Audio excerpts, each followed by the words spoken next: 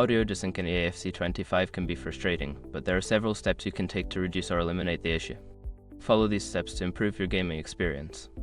Step 1. Check your hardware. Ensure that your gaming console or PC meets the recommended specifications for AFC25. Insufficient hardware can lead to performance issues, including audio desync. Step 2. Update your game. Make sure that AFC25 is updated to the latest version. Developers often release patches to fix bugs, including audio issues.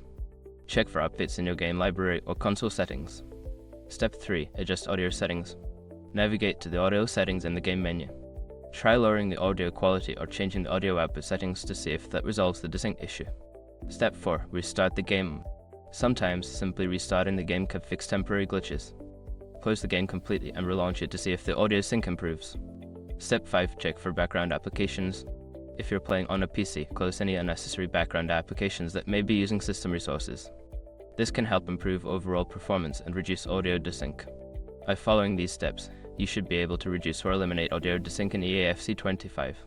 Enjoy your gaming.